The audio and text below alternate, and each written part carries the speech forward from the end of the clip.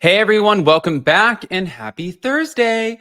All right, guys. Well, we have so much to talk about, especially when it comes to the Valley, Ariana Madix, because we know we're about to get our Love Island back on and everything in between. So before we do, just to remind you, we are going live tomorrow with the Taste of Reality Girls for Hot Messy Topics. And I'm sure there's a lot more to come. It's like it doesn't really stop in the Bravo world. So with us going on vacation and going to the DR, it was kind of like a nice little reprieve for a minute. But now I'm like, oh no, we're so back in it. So do all of the YouTube things and let's jump right in.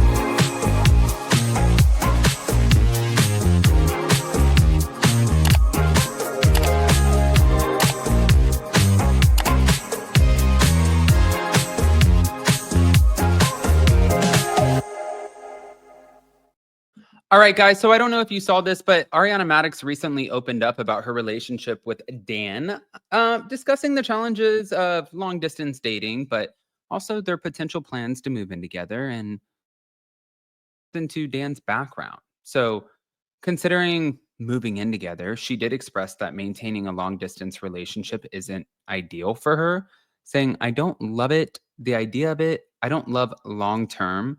But she did hint at the possibility of moving in together, noting that after 2 years, it's something that they are considering. In the meantime, though, despite the distance, Ariana did highlight the strength of their communication. And she mentioned that they have virtual dates and cook the same recipes and watch shows together, which has really helped them build a solid foundation. But as far as Dan's background, she shared that he's not only a fitness trainer and a bartender, but also holds a computer science degree from Virginia Tech. And he previously worked in software engineering, which I had no clue about, and consulting before pursuing his passion for fitness. So he co-owns a bar named Little More in Tribeca.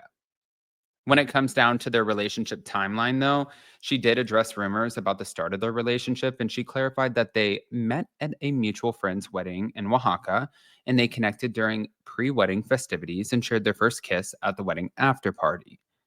So, yeah. Now, I didn't know about this either, but she had a relationship with Daniel Tosh, and she revealed that she did date the comedian for about 6 months, describing him as very nice. And she noted that he used to watch her dog, Charlotte. And hello. When the hell did that happen? Didn't know. But also at the end of the day, I think that, first of all, for her and the position that she's in at this point, she's going to have to protect herself. She's going to have to find somebody who is okay with her being the center of attention, the center of focus when it comes to the media and the public, but then also there to support everything that she's doing and not try to climb up that and also be the center of attention. Now, Tom Sandoval would compete with her to be the center of attention. But if you look at like Stassi and Bo totally embraces the fact that Stassi is the breadwinner. Stassi is the one who's on TV. She's the one who is the big personality. And he leans into that.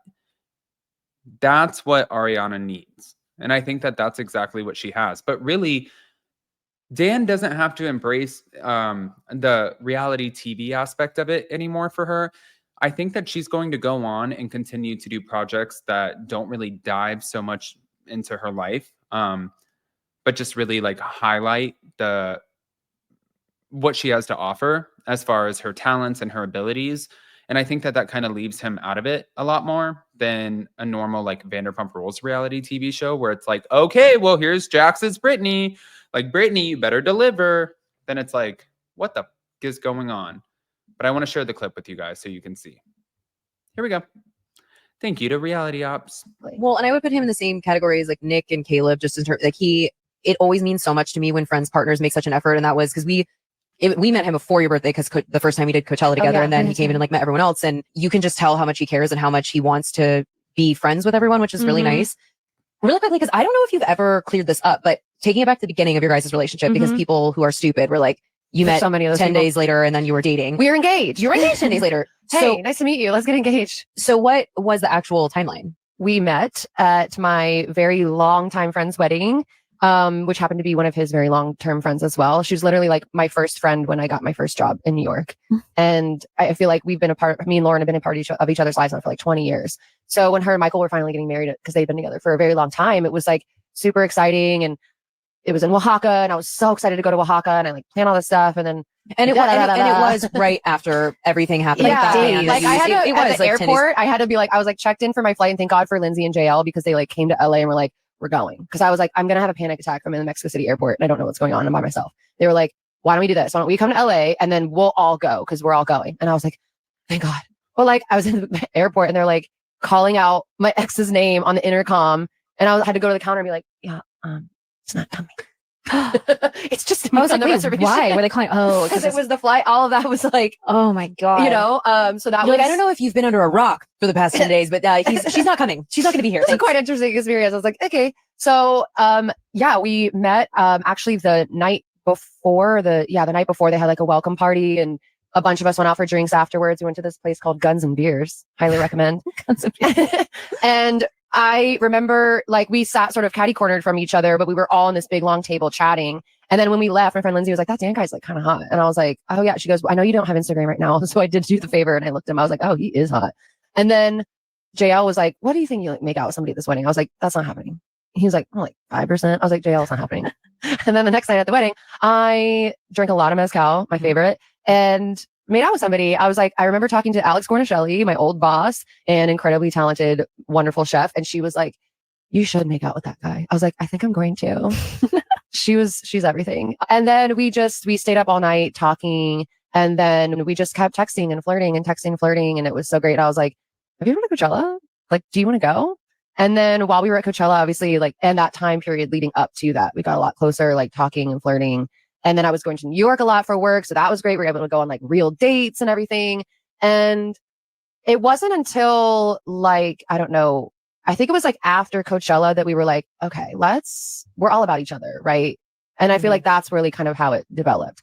But yeah, people are really stupid, and a lot of silly geese out there. Oh, I see them all the time.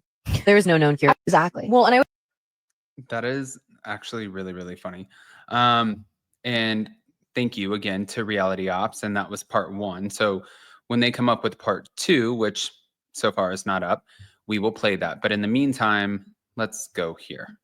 I didn't watch the whole episode, but of course I did see that clip. It was sent to me a lot, pretty often. And I just feel so protective over my girlfriends in that way. And even though Scheana and I at the moment are not even as close as we were way back in the day, when I found out that, you know, Scheana was coming out and like speaking her truth, and it wasn't even trashing Lisa, it was more just like she finally got to speak her truth. And then Katie came out, Maloney, and like said some things about her truth. And it's like, I know what a relief that must have felt like for both of them. It's something I've never held in, but I know that they have. And so, I mean, I guess what way is Lisa really going to respond, right? She has a very snarky sort of like her, like, I guess, sense of humor, as she calls it.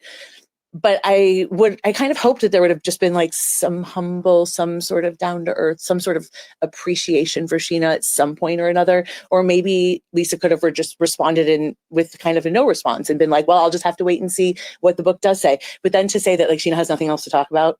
I mean, Scheana has plenty to talk about, plenty, trust me. So it just felt like really poor taste to me. And I felt the need to stick up for her in that way. I didn't watch. Okay. Again, you guys know that I love Scheana, love Kristen. As far as LVP, I wouldn't really expect any other response. I think that if you're going to say, oh, well, things are going to come out about LVP in this new book, like, what is she going to say? Truly. I don't know. I want to hear what you guys think about that and Ariana's relationship. So pop off in the comment section. If you guys are not subscribed, get subscribed. Don't forget to hit that notification bell, and we'll see you next time. Love you guys. Bye.